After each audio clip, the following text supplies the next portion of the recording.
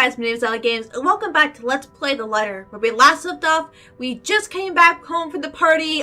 We haven't been, too happy with Ash. Ash is kind of a dick right now. He kind of ditched us through the whole party, and he was just using it as an excuse to get closer to the right mansion and to look around, and yeah, he's kind of becoming one of my least favorite characters, and But anyways, we're back home, and we confessed to Isabella and Ash that we have seen the woman as well. And I guess Isabella has been doing some snooping around that she shouldn't have been doing, and that's where she's been for the past 2 days. So we'll keep on going. We should finish Rebecca's chapter this time, or this episode. The moon is almost at its highest by the time we reach Salemville. Even after our respective heads have cooled off, the atmosphere within the car remains rife with unspoken tension. This isn't a problem so easily fixed with a few handshakes. Quite frankly, I don't know what will. Ashton himself has no idea what to do when he alights and dawdles awkwardly in the middle of the car park, unsure.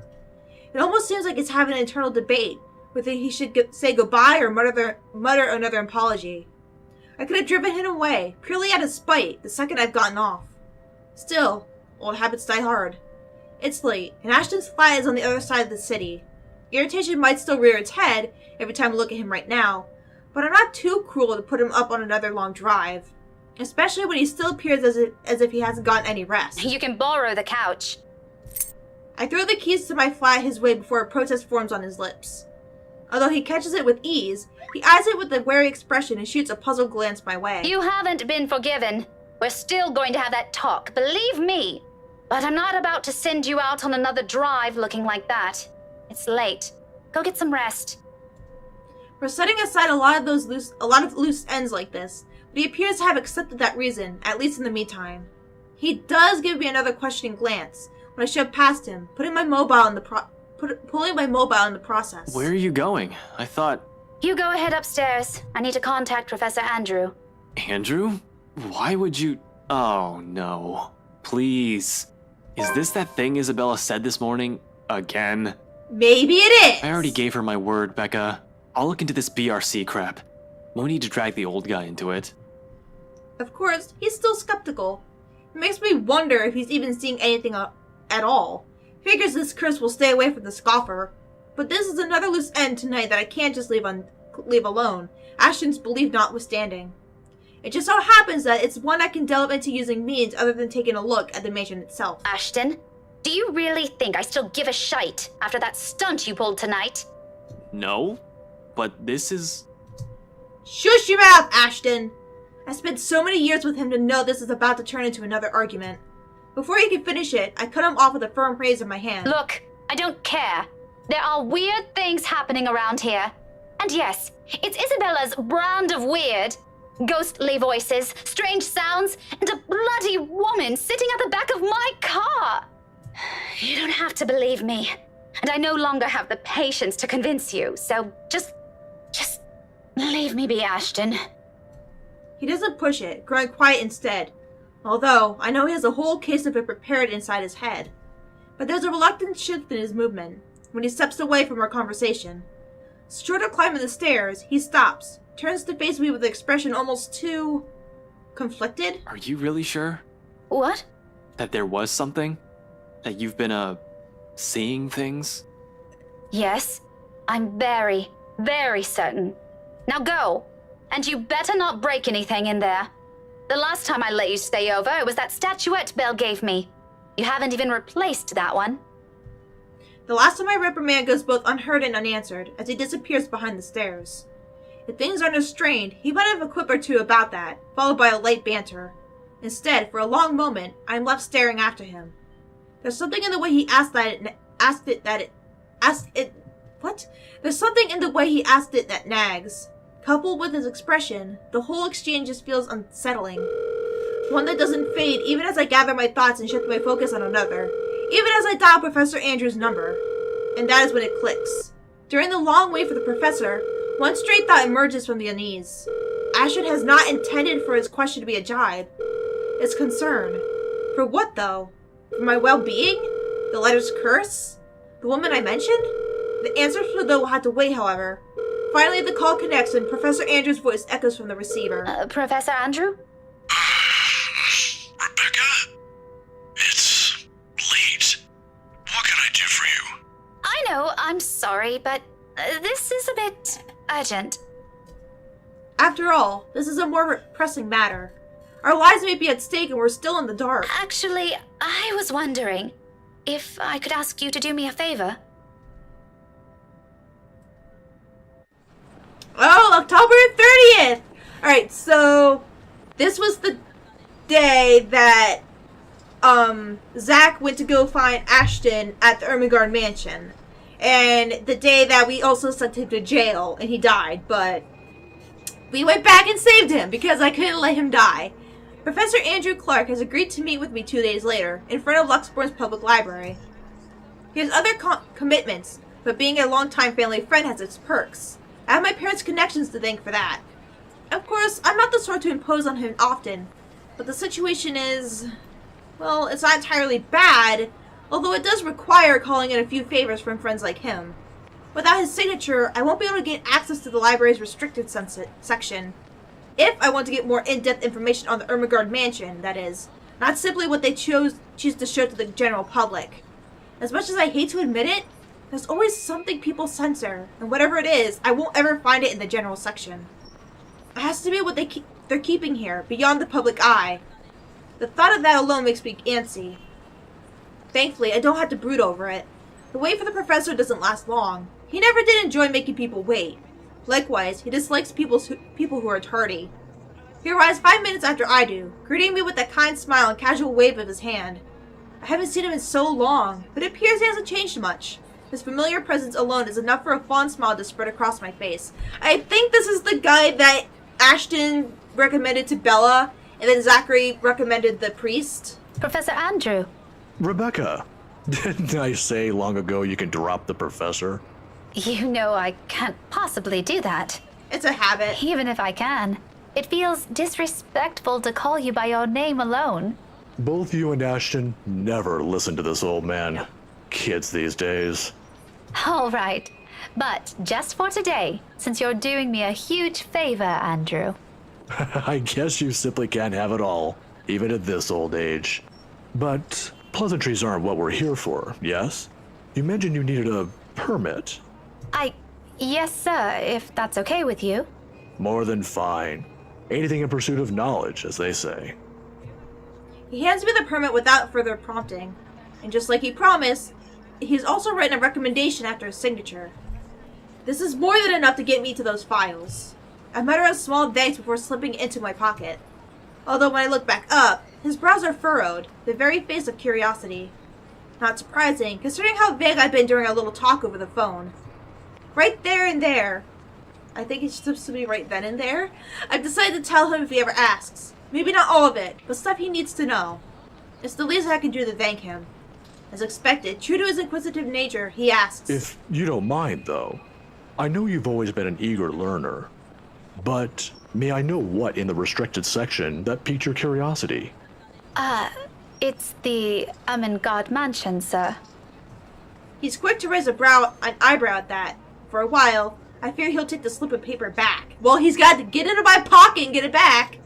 Is there something in what I said? The ones they have out in the general isn't enough? I'm, hoping for a more in-depth read, sir. More about the history and the people who once lived there. The general section doesn't have anything much on that. Oh, I see. Well, you certainly aren't the first one to be enamored with that place. It doesn't shock me. The architecture is admirable, and the urban legends are something to talk about. Yes, the latter we're more concerned with. I think enamored might be a little too much to describe our interest in it. But I have to agree. The mansion is beautiful, even with the renovations. They kept the stained glass windows, too. They are magnificent. Oh, you've seen it. I was there for a few hours to attend a housewarming party. The invitation was for my parents, but they couldn't make it. And everyone who went to the housewarming party is now cursed. My mom used to work as a private tutor for the Evans. Hannah, right? Ah, I know of her. Her husband, too. Who doesn't? Luxborn's most popular couple. Something falls behind his eyes, the warmth and then suddenly gone, like he's reliving a painful, distant memory and seeing it play right in front of him. I'm guessing he doesn't like them too much. It disappears almost as soon as it surfaces, but that look has unsettled something in me. Is something the matter? Nothing much. But you know, you're already like a daughter to me. So if you could, do be careful with the friends you make. Is this about the rights, sir? Just a friendly advice from an old man. Don't think much about it. Anyway, I have to leave now. Can't miss my weekly serving of bear claws. You talking about apple fritters? No lie, I work at a Dunkin' Donuts, and everybody calls them bear claws. And I'm like, when I first started, I was like, what's a bear claw? And then everyone's like, it's an apple fritter. Just goes, it's an apple fritter. It's okay. Just same thing like with people asking for an eclair, and people called them long johns. I'm like, what the fuck is a long john? Say hi to your parents at the detective inspector for me, will you? I wish you luck with all that research. I will. Thanks for this, Andrew. Andrew gives my shoulder a light squeeze. The gesture a younger me has always appreciated, and quickly crosses the street after. I watch him until he disappears behind the door to a cafe, until the doubt swimming inside my head finds a moment to rest. Whatever his business is with the rights isn't anything I should concern myself about. But somehow, in the grand scheme of things now, all of it feels oddly relevant. The how, though, I've yet to find out. I'm hoping the library will give me the answers I want this time. Alright, I'm going to check.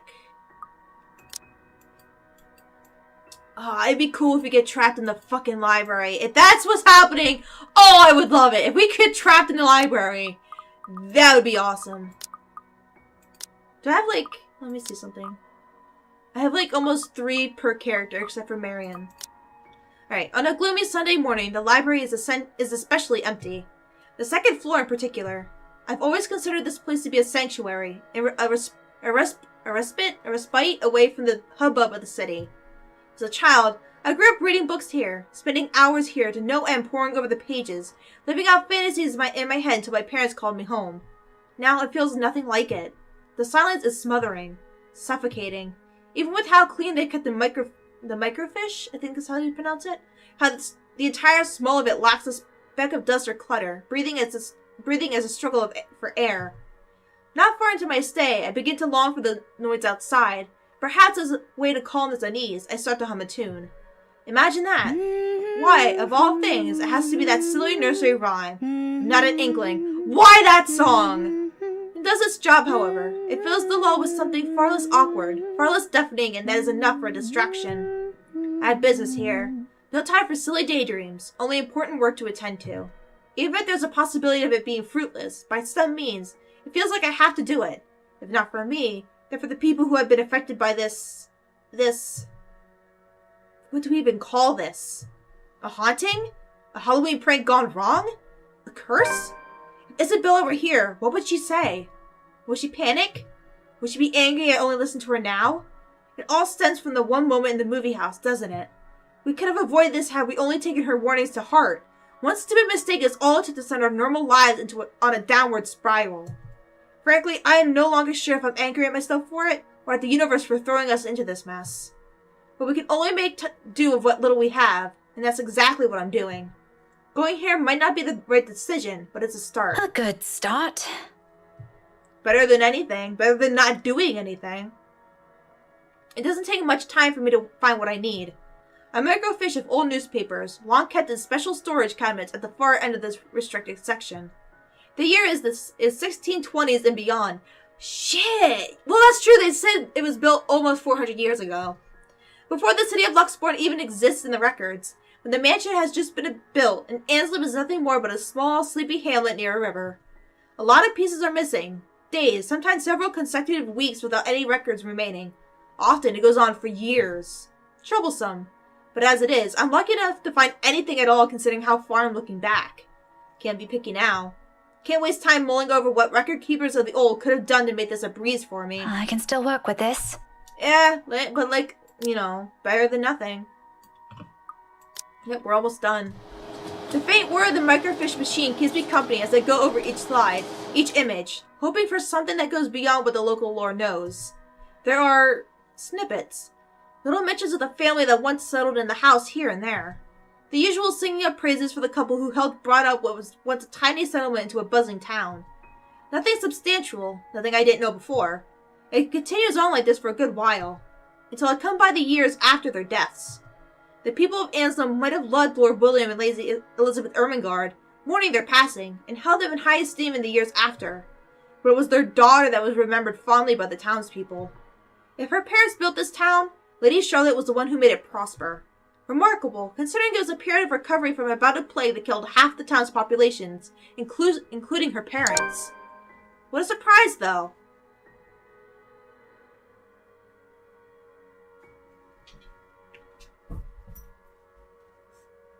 That's the girl that's haunting us. That's the girl in the fucking memory fragments!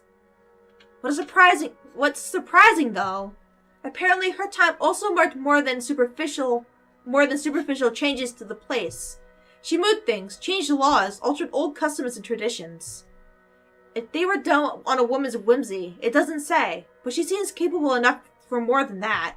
The gist of it is, the town she rebuilt, it's what eventually grew to become Luxbourne City, while the nearby Anselm village remained as it was, a relic of the old. A frown swiftly forms on my face. So, why is there a need to hide this? One by one, I try to recall every lesson I've gone through, every book, paper, and journal I've read. None of those ever mentioned this. It's always the lord and lady of the house, their endearing child, always an afterthought to those anecdotes, the one who always took her life in the end. Never someone who restored a town from the brink of collapse, or brought new ideas to it. Is it because she's a woman? That pisses me off. Granted, not everything is sunshine and rainbows. Not all aspects of her can be considered admirable. But this is history. Some parts are bound to naturally delve into unpleasant territory whether I like it or not. What? Witch hunts, for example, became common near the end of her life. Which would have been completely unremarkable and might have gone to become a mere footnote in history if it didn't involve Lady Charlotte and the very slave she saved. It caused quite a stir, and not to leave almost a week's worth of clippings. The girl was eventually burned, condemned by an entire town, at the word of Lady Charlotte alone. But this doesn't really have anything to do with this curse, does it? Yes, it does! Unless that woman following us and the slave are the same person. That's what I think. I could be wrong. But what I'm thinking is, okay, looking for the two fragments that we have, which we might get a third one if we could get Rebecca to die and then come back and save her. They stopped the slave trade and saved that woman, the black-haired woman that's in the one fragment. Maybe it looked like her husband would rape her, and then maybe she fought back and killed him on accident in a self-defense, and she made her kill herself. Or she burned her saying she was a witch. And then she did commit suicide. The slave came back and killed her. A tale of revenge? How cliche. However, with the lack of accurate photographs, it's impossible to tell. Maybe if I squint, the illustration would start resembling her. But in my field, it doesn't work that way. It shouldn't work that way. I'll be the laughingstock of the community. This isn't going anywhere. Mentally exhausted, I take a careful step away from the screen, pressing a palm to my tired eyes. The lack of ample light in this area doesn't help. A headache already threatens to form at the back of my head, yet I'm nowhere near figuring things out. This is simply too much to take in all at once. I should have asked for someone's help. Now I'm at a dead end. I start gathering everything around me and placing them back in their respective envelopes for storage. The motion's no longer new after volunteering here a number of times. I didn't make much mess anyway, considering the lack of materials available to begin with. I'll have to look somewhere else. The where remains unknown though. But just as I'm about to slip in the last of the slides in, something catches my attention. My hand pauses, the microfiche halfway through its protective sleeve. This is one of the few I set aside without taking a careful look at. It seems like a gossip column at first glance, but upon closer look, I slide it back to the reader, gently turning the dials in search of the page. It takes some time, but once the image becomes clear, Ermengarde heir announces betrothal. Oh my god, he looks... Why does he look like Luke? They must have had this drawing commissioned for this announcement. I don't doubt it. The details are far more intricate. Their likeness likely closer to how they might have appeared at the time. They're both recognizable this way, closer to those paintings I've seen in the mansion. However, it's the man standing beside her, Edward Godfrey, according to this article, that caught my attention previously. Her first cousin, and eventually her fiancé. Okay, that's disturbing as shit. I'm sorry, No. No. That's creepy. Maybe it's the posture, the manner in which he holds himself. Or maybe it's the shape of his eyes, but I can't be too certain about that until I've gotten a better reference. Nevertheless, there is a resemblance. He looks eerily like... My head snaps up, glaring at whoever's running in the floor above.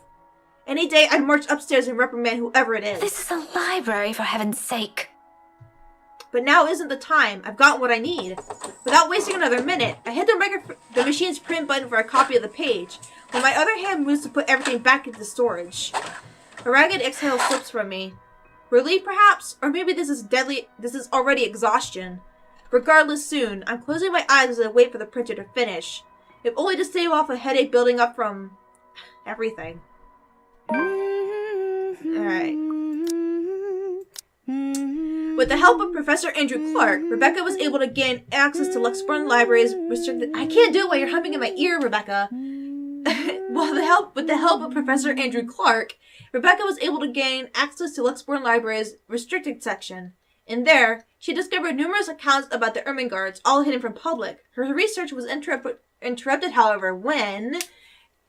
I wonder if the running upstairs is someone that... one of the characters. It could be Isabella, but whatever. Sometime, I've even began humming the same song again, for comfort.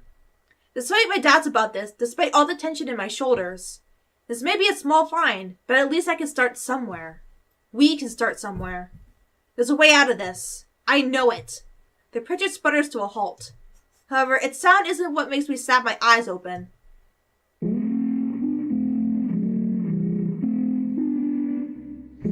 Fuck, where's my Bible? God, that's so scary! Come back, demon! Ugh! I'm feeling a chilly brush of air behind my back. Brief enough for something sickening to suddenly lodge itself in my throat while I take in my surroundings. It's that suffocating sensation again. I just realized the smoke going up, creeping to every part of me, crawling under my skin, draining me little by little of any strength. From that day in the mansion, from that brief moment at the school, and from the brief moment that we're going to save. Without delay, I grab the papers and make a quick beeline for the door. My whole body freezes. What are you doing, Miss Pink? It has to use her voice? I hold my breath, not daring to make any noise. For a little while, only the sound of papers crumpling under my grasp fills the room. The excitement from earlier, gone instantly, replaced by a cold, seeping dread spreading throughout my limbs. But more than the fear is the anger. It pains me to hear her using my own student's voice against me. More than once I believed it was really her. She has no right. Why don't you play with me? Although she hasn't made a move, if there isn't a wall behind me, I'll probably take a step back. Anything to put a distance between us, no matter how small, as long as I'm out of her reach. But I steel myself, because if I do fall back, turn away from her, I'll be left with no way out. I'm not dying here. You think you scare me? Miss Pink, don't be so rude. I'm waiting. I'm not afraid of you, you spook. This is one Scotswoman. You aren't getting into an early grave without a fight. Oh, how she said grave. It's like, oh yeah, there's the Scottish. Come at me. I expected she'll lunge, prove to be what a monster she is. Instead, all she gives is me is a smile, twisted and gnarled. It's as if time has crawled to a stop at the sight of it. A split-second decision, and before I know it, my body shifts. Eyes closing in anticipation, hand grabbing whatever's solid enough on the nearby table and hurling it at her. I don't bother looking if whatever I threw hits. Ooh, Mark. I run as fast as my legs can carry me. Despite my hurt, gosh, threatening to burst out of my chest. But in the maze of bookshelves, with the whole place almost void of people. Alright. We're going to save. We're going to do both options, no matter what. Okay, let's see. Which one will kill her?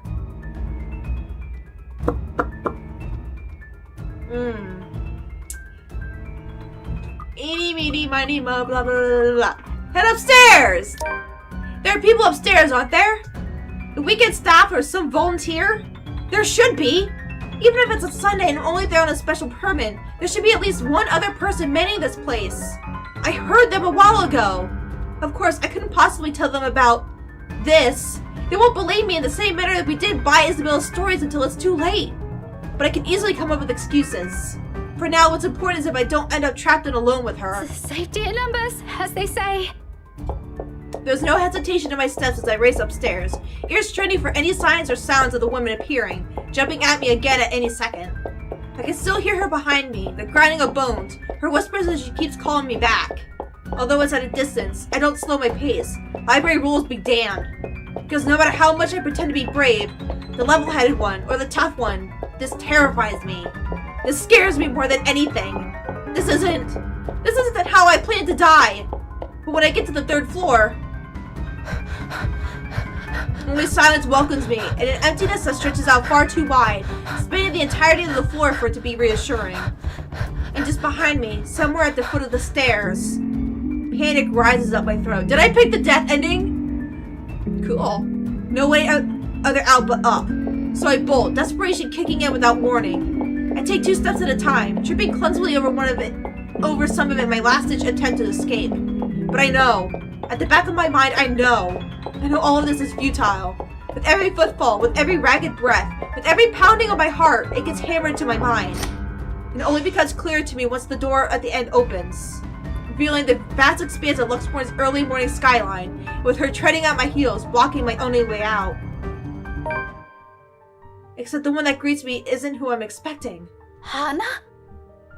Oh, Becky, sweetie. That's right, yeah, Why she would was you possessed. ever run away from me? The trek up here must be exhausting, isn't it? We're gonna fall over the edge. We're gonna fall. You poor darling. The voice is the same, even the looks. Yet nothing about this Hana screams of the Hana I know. She exudes none of the sweetness nor cordiality she always has with her, even when faced with people she barely knows. If I have not seen what I've seen, heard what I've heard this past week, I'll very likely brush this jarring disconnect into the odd weather. However, something's off with her. My mind is screaming the space between us is best kept for now. Why don't you come here, sweetie? Downstairs with me. I can't. Oh, why ever not? Please, Hannah. Just leave. Don't be such a spoilsport, honey. Don't you want to catch up? It's been years since we've seen each other, hasn't it? We're gonna fall off the Don't edge. you miss big sister Hannah? Maybe some other time, Hannah. I'm here on important business. Important business, she says. Little Becky all grown up. Now she's learning to meddle. Tell me, darling, what did the curious girl find out? I don't think that's any of your business. That your husband may be a vampire? Oh, believe me, it is. It is now. Especially if it involves my darling prince. She laughs, her features contorting into something horrid, close to grotesque. A twisted little thing completely removed from the person I've met not a day ago. This isn't Hana. She's gone, and this little fact causes me to take a wary step back. Since when? She appeared okay in the housewarming party? And as annoying and overbearing I find her husband is, I feel sorry for the ballad. He might be an asshole, but he doesn't deserve this. Hana doesn't deserve this. What's wrong, Becky? You look like you've seen a ghost. All I'm asking is what brought you here at this hour. Of course, if you didn't do anything wrong, we wouldn't be having this problem, yes? Stay away from me! A useless plea. Does she even understand a word I say? Can she even? Is she so human in the first place? Somehow I doubt it. Because no human being will ever do this. You and your friends have become such a nuisance to our lives. So do me a favor, sweetie, and come with me. I promise it'll be worth your while. Simply imagining what she's capable of doing to us. I never want to give her that chance. I'm telling you to back off! How rude. I'm sure Mumsy Gales wouldn't be happy about that. Please be a good girl now. Her gait is slow as she walks forward, but with every inch she draws nearer. Even as I pull away to take back what little distance I can between us, the smile on her merely grows wider. A mocking gesture. For me. She may be less of a human now, but I'm pretty sure she's fully aware she's got me cornered. She wouldn't even bother making it here if she isn't. But I can't look away. I can't bring myself to, even as the heel of my shoe eventually hits the edge. End of the line. Trapped. Alone. So this is how it ends, huh? Quietly and without fanfare. Surrounded by, not by a warm breeze, but a chilly morning air. No soft footfalls in an empty hallway, but the din of an early morning traffic below. No warm afternoon light. Nothing but the cold, pungent smell of death. All underneath a dreary morning sky. How fitting. Yet amidst all of it, there's a single voice I want to hear. If only for the last time. This is so sad. Becca? Oh, God. This is hurting me inside! Hey, did I wake you up? No, I left you a voicemail, so I thought, where are you? The one I grew up with. Who always got grades better than I did without even trying. Whose silly antics I had to put up with all these years. Who stood by me when things got tougher. That one person who's been a constant in my life. Ash, do you remember that one time? The what? Back in secondary. We joined a contest back then, didn't we? We had to dress you up as a girl and... No. What? You looked really pretty. I think I still have that picture somewhere. Burn it. We're not talking about that again. You promised. Hurts. I'm gonna cry. Seriously, what brought this on? Oh. Nothing. It's just the first thing I remembered. So weird. Despite everything, my lips curl into a smile. Faint, a sad little thing on its own given the situation. Because even at the very end, I know I have this. The casual talk, the friendly banter, talking like how we always would as children. If only I hadn't been too selfish. If only I haven't taken all this for granted in favor of my feelings. Then perhaps I won't be regretting anything now. You're being weird today, Becca. Whatever. Listen, I need you to go home right away. I'm at Salemwell right now and... I wish time would simply stop for us. There are still a lot of things I want to say. Things I never bother saying out loud. Things I should have said a long time ago to someone who has always been by my side. But in this moment, there's only one. Thanks, Ash. This hurts. Hold on, did I do something? For everything. Rebecca, what? I'm so glad to have known you. Wait, what are you? God damn it, Rebecca, where are you? A soft click. And I'm closing my eyes. There's a rush of air. The sound of the world dimming around me. Like a song coming to its inevitable end. London Bridge is falling down. That hurt. Falling Oh down, my God. Falling down. London Bridge is falling down. My fair lady.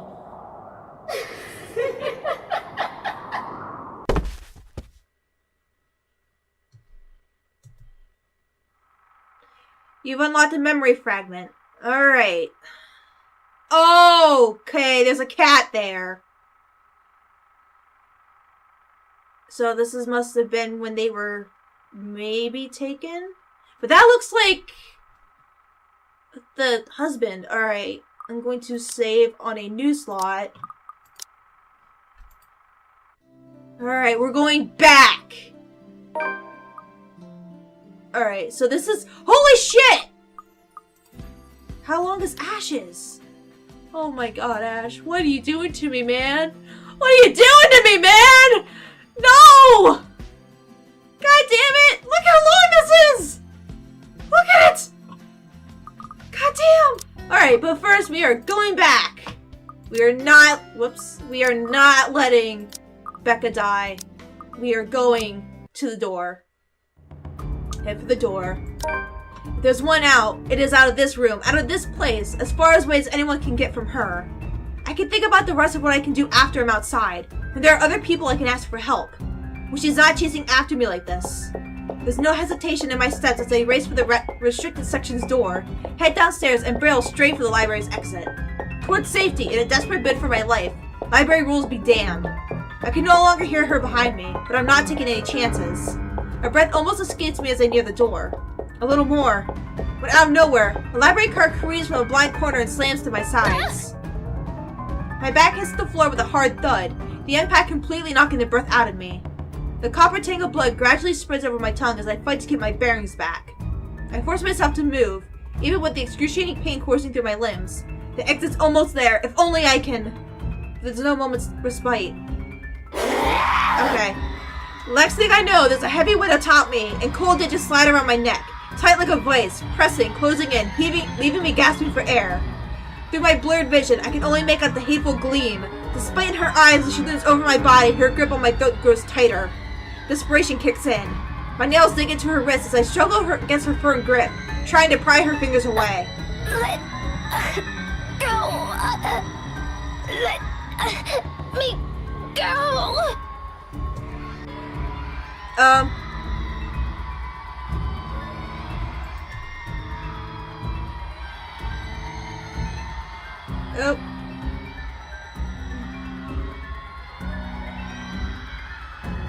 There we go. Yeah! This book save us again! I don't think twice. My limbs are moving on their own before what I did could fully register in my brain and my lungs could recover. Behind me, she lets out a cry, sharp, loud, and thunderous against the empty walls of the library. But the fear her wails bring compares to nothing to the relief washing over me when I finally make it out. My knees buckle as soon as my feet hits the pavement. Its surface cold and hard against my skin. I've only been here for a few hours, about 1 or 2 probably. I don't know anymore. It feels like an eternity all the same. My breathing hasn't slowed down yet, and I don't expect it to after going through that. I probably look like the most undignified creature on a Sunday morning right now. Out of breath, disheveled, slumped here with a bloody lip and all. But at the present, I simply can't bring myself to care, even when a few passersby start giving me a strange look. Stare at me all you want. I don't give a single shite. I'm alive. I'm safe. This isn't the end yet, but I'm safe. And inside my bag is something that could get us out of this mess. Nothing definite yet. I don't want to get my hopes up, but it's still something. If Isabella is here, I'm sure she'll feel the same. She'll even, be the first one who will put her faith on it. Goodness, wherever this will lead us is a victory on its own. Now, all that's left is to find the others. The rest of us trapped in this bloody nightmare. Right on cue, as if in answer to my previous thought, my mobile lets out a beep. I pick it up, simply hoping it'll be one of them. Only it's a voicemail that greets me. From Ashton. There's a pang of disappointment, of course, but it brings some reassurance that nothing's happened to at least one of them. Hey, Becca, call me back when you're free. We need to talk. ASAP. He has it right there, the message less than a minute long, curt and gives nothing away. I let it erase my worries, regardless, and do as he asks. Because this, too, is another triumph for us. One less thing to worry about. Alright, we're going to Ashton's. We got time. I'm going to go ahead and keep on going. Alright, let's see. Rebecca was seen limping out of the Luxbourne Public Library late Sunday morning. Checking her mobile, a little voicemail from Ashton was in it, telling her they need to talk ASAP. Alright, so no one has made it past the 30th yet. Alright. Let's see. There's a little love between his parents, and though he grew up privileged, he found a little joy in student life. He saw the standard testing system as a chore, and considers his popularity among his peers as being an annoyance. Rebecca was the only one he considered a friend at St. Goretti, and he was no better when he went into university. If anything, his indifferent outlook got worse with his parents' divorce. He initially took law, but was quickly disillusioned by how heavy-handed and abusive the system was. Forensic science, on the other hand, became fascinating for him. He served a brief time as a police officer before he applied to join Luxborn's Criminal Investigation Department. Early on, he was too eager to deal out justice, but his numerous years in service became quite the learning experience for him. Now as a detective inspector, he's been assigned to his biggest case yet. Alright, so this is the day of the party, so he must be going 28th, 29th, 30th, 31st, in the 1st. Alright, he must be covering these last 2 days then. Because his is as long as freaking shit when it loads. Look at that! Look at it! Ash, man! What are you doing to me? Parties have never really been my thing. They're always such a hassle and take so much time off my day. Other prior plans and commitments be cancelled, all for the sake of playing along with others. Welcome everyone. I've hated them, even as a child. Please, make yourselves at home. But Mom often insisted on dressing me up for these when I was a little boy. She'd slick my hair back, put me in one of those stuffy dinner jackets, and if there were any children around, urge me to make friends. Never mind how utterly loud or tedious it can be. It was all for the sake of keeping up appearances, pretending to play nice with others. To some extent, lies and intrigues have already surrounded me, long before I've chosen what I wanted to do with my life. Luckily, there are easy ways to tune everything out, and much to my mom's frustration, I've always managed to sneak my CD player along back then. To keep myself into my music, I had my own little world, until I learned to observe. Sure, all it took was Mom confiscating my player during one social function. But when it left nothing better to do, watching people appeared to be a much interesting activity. More so than feigning a curious face, while a snot-nosed kid babbled on about his shiny new toy. In fact, it still is. It's a simple matter of awareness, really. And for someone with keen eyes, a skewed necktie or a simple flick of the wrist alone can tell volumes about a person. And I still don't like parties. Especially ones as big and fancy as Leroy's housewarming. However, when there's actual reason to go to them, I figure they're not too bad. Be careful with Shirley, alright? Besides, like it or not, it's all part of the job. I'm here on a mission. One that has the name Luke Wright plastered all over it. You'll think the man will want to remain inconspicuous, after his name has been linked to several high-profile crimes across Luxborn. Granted, most of it have gone cold over the years, having stagnated without any lead or evidence, but it still doesn't make him any less suspect. Yet, here he is, throwing a party in his own backyard. Although, having observed the man this past year, I'm not even shocked. He craves it, the damn spotlight, constantly yearns for attention like a neglected puppy. It doesn't take a genius to figure out why he's nowhere to be found in his own party. He's likely waiting for an opportunity, a grand entrance. But that's not the problem here. What pisses me off is how far his reach extends, how close he has creeped into the lives of the people I care about. Again, like a stubborn itch you can't be rid of. First, Professor Clark. Then there's Isabella. I've also spotted a Z-Man around here a while ago, and now there's also Rebecca. Can't you at least act with a bit more shame? Becca, if I find a single scratch on Shirley, there will be hell to pay. There will also be hell to pay if you so much as harm a hair on either Zach's or Rebecca's heads. Worrying about Isabella's brief dealings with him is stressing it in itself already. I doubt he'll attempt anything in front of other people, though. Any outward action will tarnish his glorious reputation with his peers. He values appearances more than anything. Prefers to do whatever disposal necessary as quickly as possible, away from the limelight. That doesn't necessarily mean he isn't capable of doing so. More than, in fact, and on the off chance he pulls a stunt, I won't be responsible for my actions. Those guys know what they're doing. They're handling cars worth more than your precious Shirley. For Zachary's and Rebecca's sakes, however, I really hope this will be simply another housewarming, even though something tells me it's anything but. This, despite freely sharing a brief laughter or two with the latter, when the conversation is called for it. Call it a detective's intuition or whatever. When Luke Wright's involved, nothing good has ever come out of it. I simply can't let my guard down here. More so when, nearby, a familiar car is supposed to stop and out comes... Chief? My presence here might be odd at best, but I have an excuse. One that the man, standing a few meters away from me, handed himself a year ago. Served up on a plate, no less, along with a heavy helping of flattery for the newly promoted detective inspector. Can't exactly say the same for my good old boss, can I? Although, to see him here, chatting up with Luxborn's rich and famous, isn't such a big surprise in itself. Whoops! Shit! No! Come back! Chief, come back! Wasn't done reading your thing!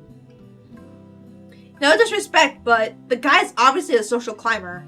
What is surprising is the fact that he seems all too eager to mingle with the person of interest's wife. Just what the hell is he doing here? Ashton, what's... Sorry, Becca, I just saw someone I need to catch up with. Longtime friend. What the shit is going on here? Oh, wait, Ash, what about... This won't be long. Be careful while I'm gone, okay? Hey, be careful. About what I don't want to draw attention to myself either. At least not until he's given me proper reason to spoil his little party. Thank you for the invite, Anna.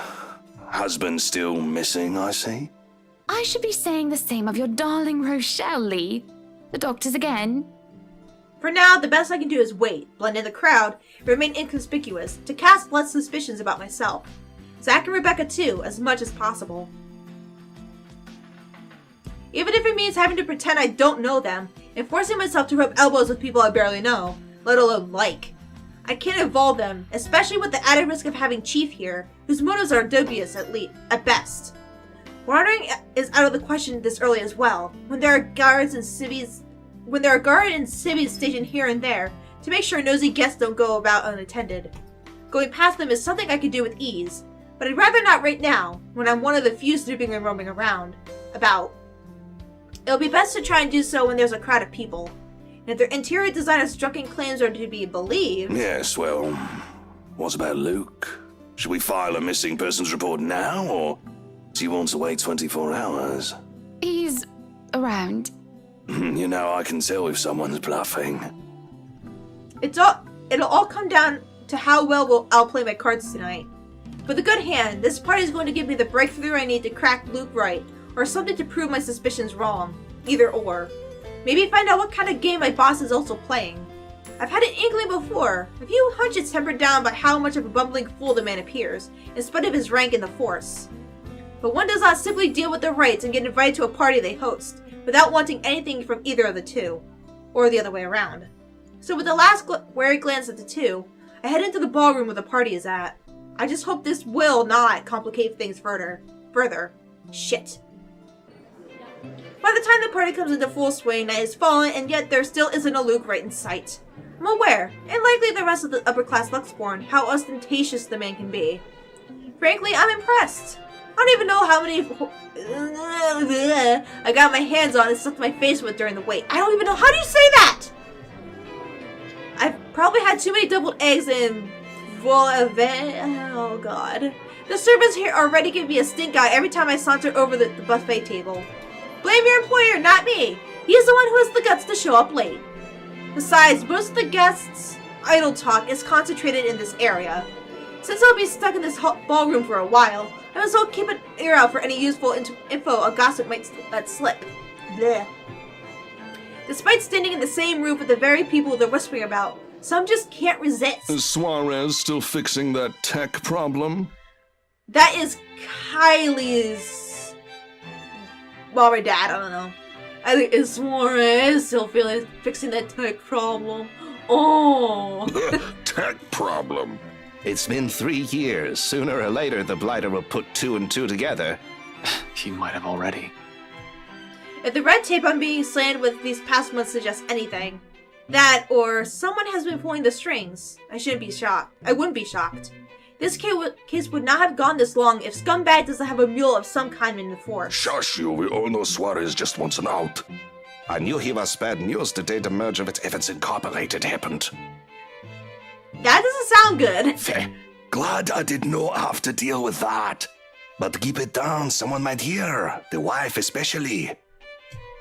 This kind of negligence is always an advantage for me. However, at times, I wish I could be smashed drunk while doing so. Having sharp ears also means hearing the most unsavory things. Who cheated on who this week? One person's motive for bashing another's skull against a wall, or a father's excuse for burning his own daughter alive. What? What? Those sort of stuff. Okay, Ash, are you not concerned about the father burning his own daughter alive? After a few years, it gets tiring. You get desensitized at some point, yes, but humans can be downright awful. Sometimes there just isn't enough brain bleach in the world. Sadly, the wine I have on hand is a no-go tonight, mostly for show. I'm up for another drive later, for one, and I definitely want to be sober in case anything comes up. and something always comes up in assignments like this, no matter how routine and peaceful things may be. A detective inspector dying of cardiac arrest, for example. Because I can feel the moment my heart grinds to a halt, the second I shift my eyes to a corner of the ballroom. There, Rebecca stands next to... Hannah Wright. Some will point out I'm acting a bit paranoid, and maybe I am. This is a party and she's the hostess. It goes to say she will take time to mingle with her guests. But Hannah Wright Nee Evans isn't a woman without her fair share of accolades. At least the public she isn't. Unlike her spouse, she's the one with the business sense, not to mention the impressive track record needed to manage a company, or effectively hide whatever irregularity there might be. Although she's clean, as far as my agents and I have found, it doesn't rule out her possible involvement with whatever her husband's up to. I think she's as oblivious as we are, or as most people are. Well, or hell, Loot Crate comes out clean according to previous reports, till I bothered to take a deeper look into it. The official records may say otherwise, but people will be surprised by how much a random busybody knows about their employer. What I've gleaned may not be sufficient to bring anyone to trial yet, but enough to nurture suspicion. Assuming the worst may be a bit of an overreaction, as I walk calmly towards them, but one doesn't last as long as I have in my line of work by being careless. You would catch his eye a lot better if you wore nicer clothes, don't you think? Didn't realize the housewarming was going to be this fancy. I would have gone with a nice dress if I knew. Just some small talk then, nothing to be worried about, like I've initially thought. In fact, she's probably even more careful with appearances than her own husband. Knows how to handle herself in front of so many potential witnesses, having grown up with the spotlights focused on her. But even knowing that, the anxiety stays. Has been there since the party started, thinking about it. I brushed it off earlier. Who wouldn't feel edgy, right? I've gone undercover in a party hosted by the very person I'm investigating. That in itself is risky, has a plenty of rooms for error. Usually, though, the tension passes around the first half hour or so. I've been trained to remain composed in situations like this. However, with each second I spend here, it only grows heavier, seeking to overwhelm. An odd feeling that someone is watching me instead. You will believe in the ghosts. You will believe in the ghost, Ash! Yes, people will be looking at me, no matter how small or big of a blip I am on their radar. That's what they do in these things. After all, I'm someone they barely know, hardly belonging in their world. I stand out for one reason or another. I should already be used to it because of my training. But when the feeling of eyes burning into my back lingers longer than necessary, I know something is wrong. I've been looking around every now and then to catch the culprit guilty of the act. No luck. No matter my efforts to push the sensation as far down as I can, it really bothers me. Pinpricks sting in the back of my head, the ghost of a cold touch crawling, creeping up my limbs. Until I switch my gaze back to Rebecca and Hannah Wright. She stands there, dark-haired and dirty, sticking out like a sore thumb from the rest in the room. You did see her, you dickweed! Oh, why didn't you say anything when you went home with Rebecca? Why did you not say anything? Even so, no one seems to notice. Though she's not looking straight back at me, her mere existence here strikes, disturbs. A sense of tunnel vision binds, while I simply stand stock still and gape at her, like my life depends on making sure she stays where she is. Excuse me, I feel trapped under her presence, until another guest bumps into me, yanking me out of my stupor. Only then do I realize I've been holding my breath. Before I can figure out what has happened, she's gone. And even if it's only for a split second, she's out of my line of sight. A quick scan of the room yields no sign of her. The party continues as if nothing's amiss. I'm not really one to judge, but I'm sure someone like that would not have been allowed in a fancy thing like this. She would have been hauled out of here before she could say Jack Robinson. What has the security been doing? Are the security they hired really that incompetent for someone so distinct to easily get in without notice? None of these snooty-rich people have been affected by her presence either. There should have been at least an outcry of a dirty beggar by now, particularly from the host. She's been standing almost an arm's length away from the woman, and yet she simply continues her talk with Rebecca. Oh, the professor! And your little Becky! My parents couldn't make it since they're in Scotland right now. And Mom says hi, by the way. Is there something in the food it then? That I'm starting to see things? It couldn't have been the wine, though. I'm every bit as sober as when I first stepped off my car. I didn't even take a single sip, despite taking a glass off the buffet on my third trip back. I've had so much after all. But why would anyone want to do that? Why would Luke Wright want to do that? He's fishy, though I can't see why he'll ever think it'll be a good idea to lace the food he'll serve at his party, with a high-ranking police officer like Chief Lee on his guest list to boot. He's been linked to narcotics trade, yep. However, this is above him. That much I can tell. Unless there's a mass murder waiting to happen here tonight. Morbid thoughts aside, I don't feel any different. Can't take off any symptoms of a hallucinogen in my system. Nobody else from the crowd looked like they'd been doped up as well. We've all been eating the same food. Both Rebecca and Zach appear fine to me. So... What the fuck was that? I can't really put it more eloquently than that. But there's no time to pull apart the meat of this mystery. Not when a telling silence comes upon the room and draws everybody's attention to the main doors of the ballroom. Where finally, Luke Wright decides to grace us lowly peasants with his noble existence. About damn time. Good evening, ladies and gents. Enjoying the party? I hope I'm not too late in welcoming you all to the Wright Mansion. I've been tailing this guy for a while now. Before that, I've heard stories from previous officers who has tackled this investigation. None of them are pleasant, mind. I'm not counting the incident with Professor Clark yet. Pleasant is glossing over the gravity of it. Oh, what happened with Clark? While Wright's good at covering whatever shady stuff he's doing, he's shown to be a real rotten guy. At least, that's the case when he thinks none of his peers are around to judge him. I've lost track of how many counts of verbal abuse and harassment cases the guy can be pinned with during the time I've been watching him. Standing in the same room as him now doesn't make me want to punch him any less. Actually, the urge is stronger this time, but protocols, my case first and foremost. My own opinion of the man shouldn't get ahead of my purpose here. If they want to put him in his place, it'll be in court, with all proper charges filed against him. I'll only be able to progress to that once I gather enough evidence to pin this bastard down. Welcome one and all to our humble abode. Tonight, if you have yet to find yourself in your roles, you are all ladies and lords of the court of your king and queen, if you would excuse my presumptuousness. That laugh is like, oh so enjoy the feast that has been laid out for your senses, as we only allowed the best to be served. Enjoy the rest of your night, everyone. Suppressing my annoyance, I prepare to step away from the crowd that is gathered around him. Amidst the cheers and claps, now is as good a time as any to move. Try to find that something the McCullough woman talked about. In the first place, I have no plans to actually shake hands with the slimeball himself. A fake smile is plastered on my face, while I pretend to listen to one of the other guests gossiping about him, all while slowly inching out of the ballroom. Unfortunately, before I can get any further, the whole drama starts. Are you feeling ill, Rochelle? Perhaps you need to sit down and... Rich people only have two ways to resolve this mess. Their mess.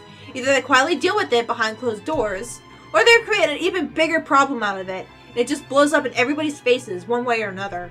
It becomes a chaotic wreck involving the media and every muckraker the story will reach. Fun. No! Shut it, you monster! I ain't talking to you! I'm talking to this scumbag over here! You bloody bastard standing there with your smarmy smile! Not even a few seconds in and this is already proving itself to be a big public spectacle. Why spend money on a television to buy daytime soap operas? You can just go to one of these and see the action unfold in real life. You get free food too. Really, if I were an actual guest, I'd just take this as some sort of form of amusement. Watch your tongue! You're on thin ice, Rochelle. Where's your husband? Who even invited you? You! But I'm not a guest who's here for a good time. I need to focus on him, every mistake he might make or words he might accidentally spill, even through this whole sorry tale. Hell, although I've lost my chance because of this, the whole thing might still tell me something that will turn into a breakthrough for the case. This may just be what I need, really, instead of trying to sneak about. Odds are, security is all the tighter now. The guard's on edge for any other person who will try to take advantage of this. Damn, I should have left it half an hour in. Still, nothing for this? Well shit, back to square one. Time to head back to where Shirley is and start thinking of my other options. No use staying longer, there isn't anything. For now, I wait. I listen. I observe. Interesting, isn't it, though? That's the Chief Inspector's wife. Alright! Alright, so we are now on the 29th. What happens on the 29th? Alright, oh yeah, that's right. Okay, the fight with Isabella and Zachary happened. Or they go to his house. Yes, they go to his house. Why do I... Okay. She gets possessed today. Hana gets possessed today. Then Ash picks Isabella up from Zachary's house. Alright. Alright, so this is gonna be long. Oh god. God, if I'm scared to see Luke's now. I really am. But either way, thank you guys so much for watching. Leave a like if you liked it, leave a comment if you liked it, and I'll see you guys in the next episode. Bye! Let's stay in position, a different letter in hand. Somehow, nothing has changed. Perhaps if you noticed how I've always felt about him years ago, I wouldn't be in this predicament. Honestly, he managed to ace all those exams at school without even lifting a finger. He couldn't figure this out? How dense can he get? Men are dense with this shit, okay?